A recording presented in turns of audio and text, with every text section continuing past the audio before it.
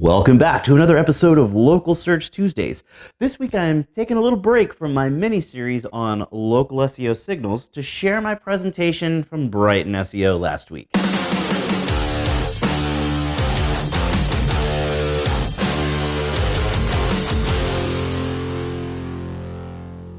Brighton SEO is the UK's largest digital marketing conference, and it's held every spring and every fall. I've been speaking at both rounds for the past 6 years, and I also run their local SEO training class.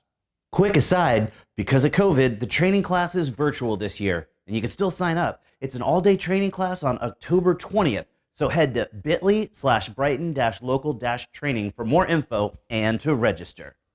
So the conference was last Friday, and I gave a killer presentation packed with awesome tips for using Google Data Studio for SEO reports. The presentation was a huge hit and got lots of buzz on Twitter, so I thought I'd share the presentation with you here. Just a heads up, it's a 20-minute presentation, so this episode's a bit longer than usual, but it's packed with ridiculously awesome tips to help make you a Google Data Studio expert.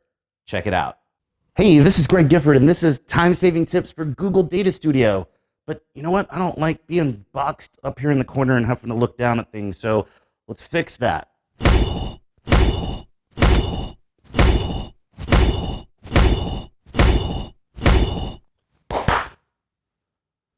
Hey, that's much better, isn't it?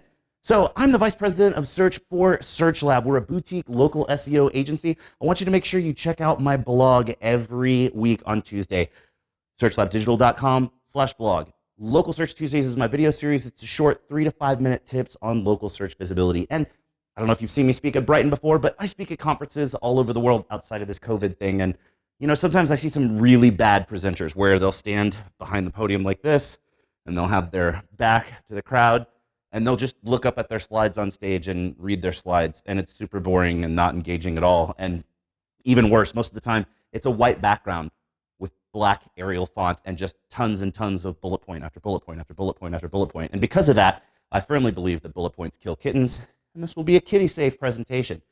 So we're here to talk about Data Studio today, and I don't want to beat a dead horse. I know you've heard about how great Data Studio is in other presentations in the past, but it really is awesome. It makes you want to punch stuff. It is so stinking cool, and clients absolutely love it, but it can be really confusing when you first dive in. You're just looking around like Winona and have no idea what's actually going on.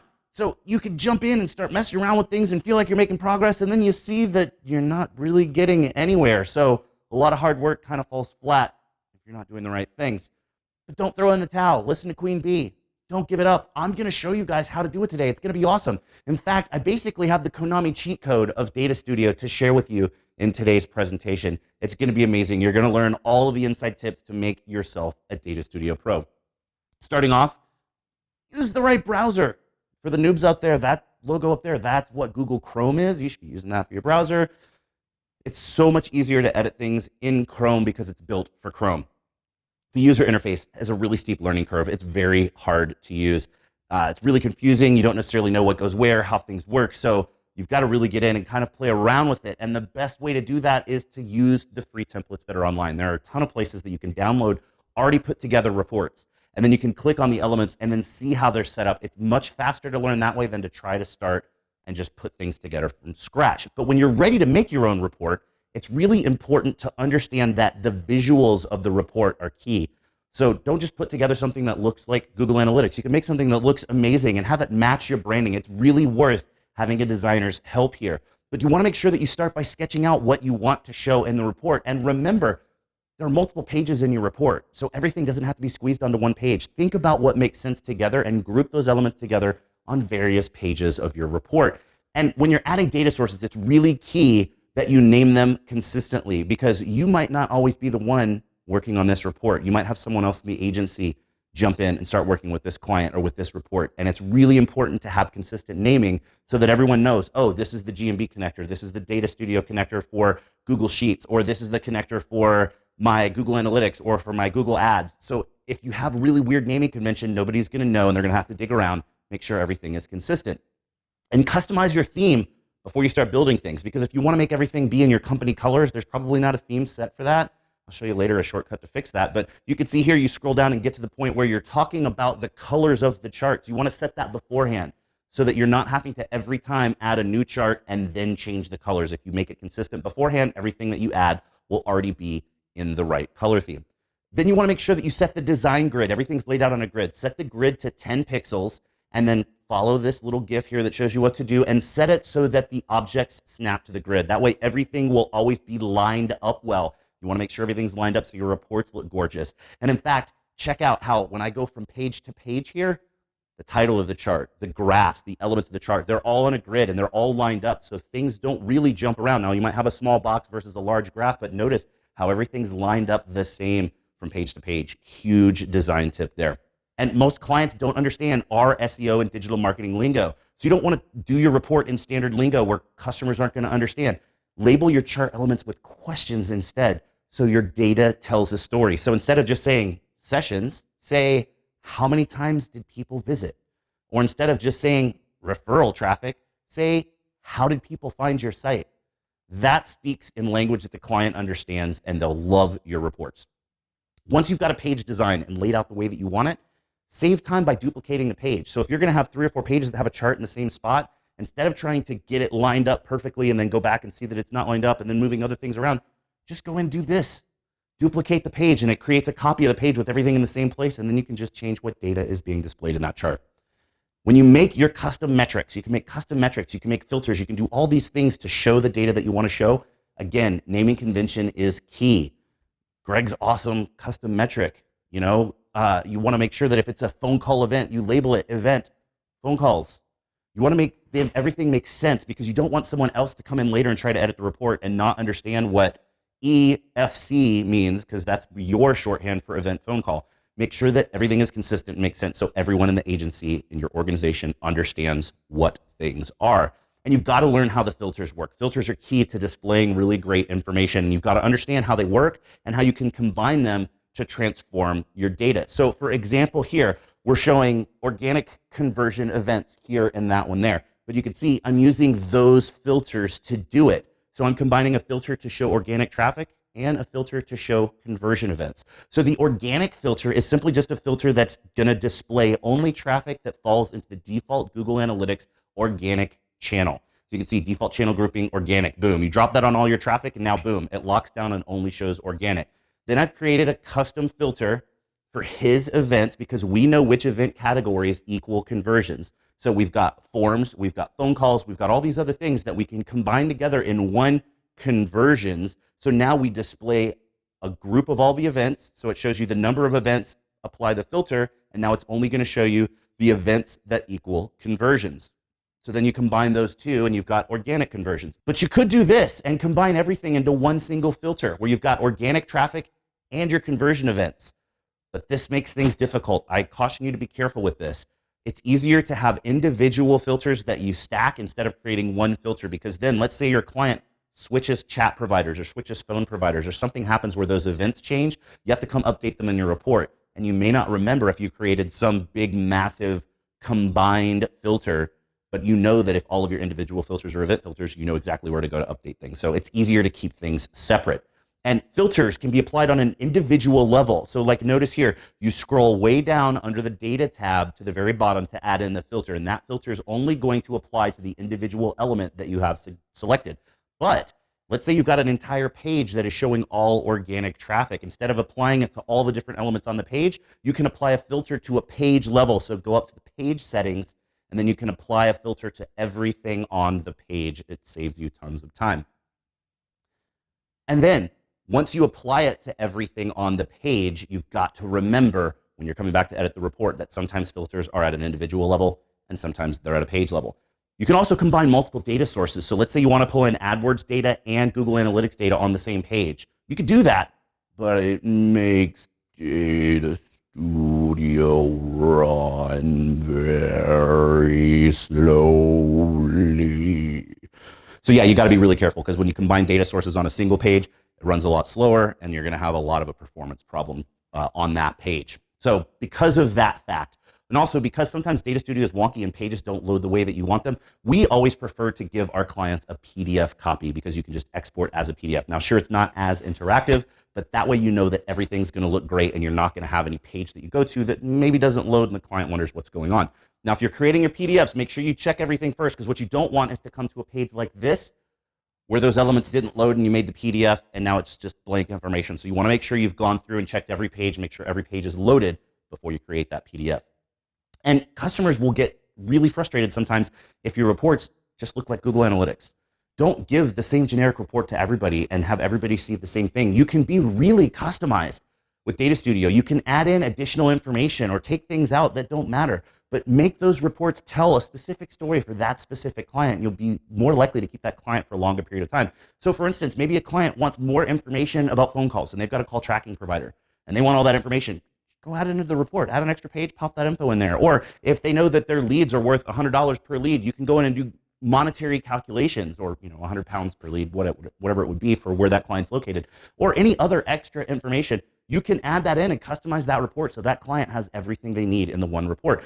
You could just go in and look at the data connectors that are available. There's a ton of data connectors that will pull in data from various sources. Some are free, some you have to pay for, but go find the data connector that feeds in the data that you need to add for that specific unique client that wants something different. But if you can't find a connector, it's no big deal, because you can use Google Sheets to load anything in. There's a connector that will just import information from Google Sheets so that you can import any sort of information that you want to import and display inside of your report. So it's really cool. Now, a question that I get all the time about this is people want to show a chart that would show total traffic and organic traffic on the same chart. And they'll be kind of like the dude here, and they're just looking and I can't figure out how to make this work. It's really confusing because you can't actually do that. So what you need to do is this, have two charts. Notice I'm going to drag this one down. This is the organic chart. It's completely transparent except for the line of the organic data. The actual chart you're looking at is behind it in Z order, and that's the traffic for total traffic or total leads or whatever thing you're looking at. So you can see I drag it back up. Now it looks like it's one chart with two things where it's unfiltered data and filtered data together. That's a super easy trick that's going to really help you a lot. Now, other than the data, make sure all of the elements on that top chart, the one that's in Z order on the top, everything else has to be transparent on that chart for things to look right. And here's another one.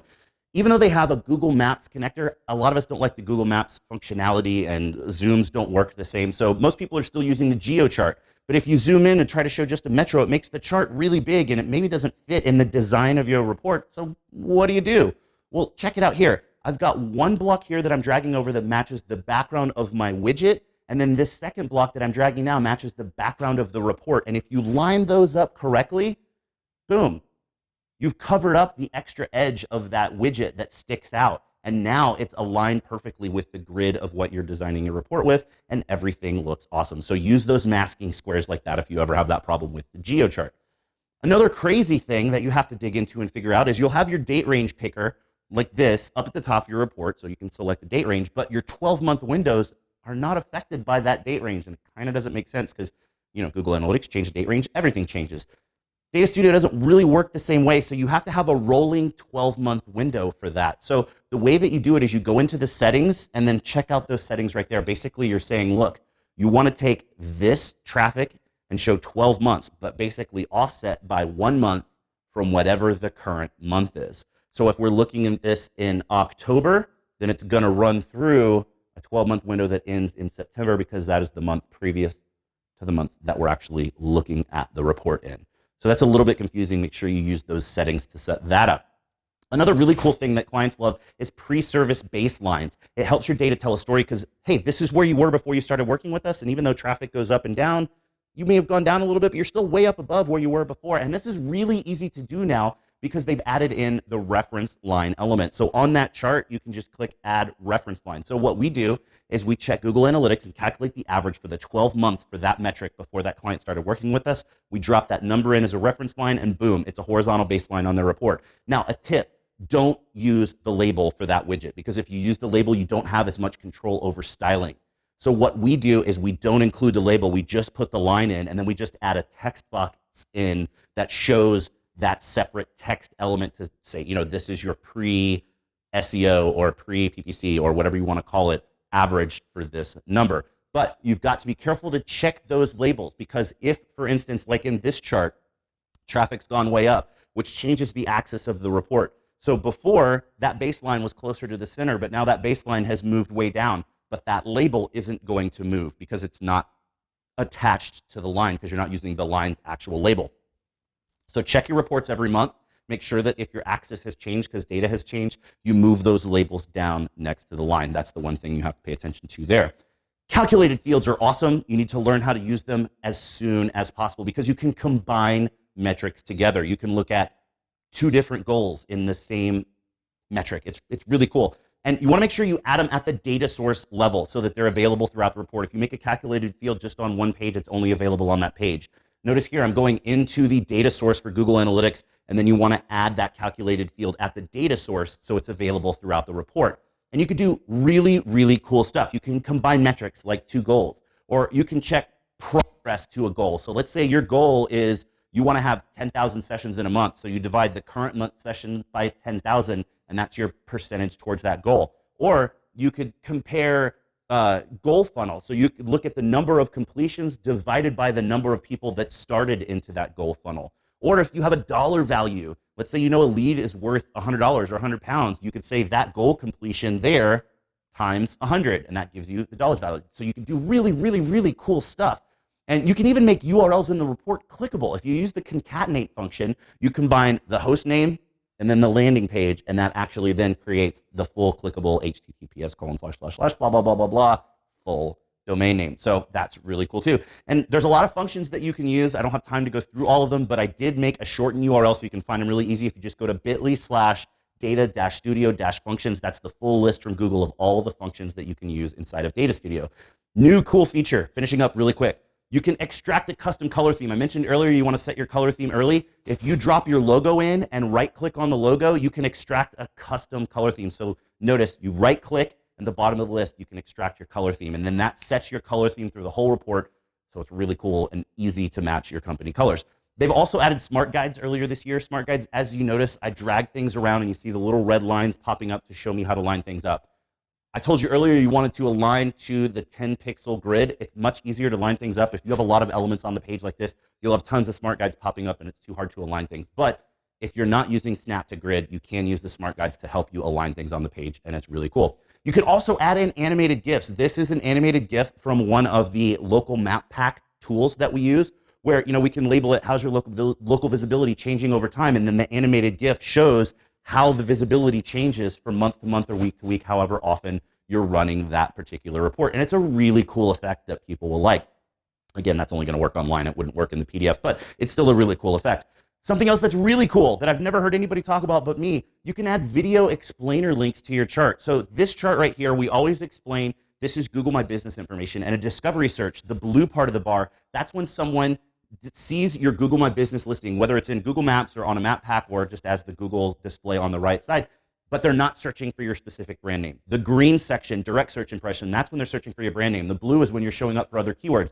That's a lot to explain, and customers may not remember that later. So you can add a little video explainer like that, and you're just dropping in an image. So you place the image on the report, and then you can click the image and add a link, and then have a video that just explains that to clients. So if they're looking at the report on their own, and they're not sure what any element of the chart is, and that element, each element has its own video explainer link, they can click on it, pops up that YouTube link, and they can watch that video. It's a super, super cool trick to make your reports really engaging. So I know you probably want a copy of our report. I'm out of time, but it's really cool. You can download it at bit.ly/searchlab-ds-template. It's the full report that we use. We've built it out. I'm sharing it with you today so you can jump in and play around with it yourself and see how things work. Now, if you download the report, you're also going to need our Google Sheet. This is how we load in our Facebook, Google, and Yelp reviews. We check these manually, and they're on a Google Sheet, and it uses the Google Sheet connector. So you need that at bit.ly/searchlab-ds-sheet. Now, to use the report as is, you're going to need the free connector for Google Analytics. You're going to need the free connector for Google Sheets, and then we use the Supermetrics Google My Business connector, which costs some money. So you can use a different connector, but you'll need to go in and change the report to do that. Now, one important note, when you load in the stuff off of the Google Sheet, we can't figure out why, but the year and month metric does not load correctly. So this GIF shows you how we're going in to change that. It loads in as text. You have to set it as YYYYMM.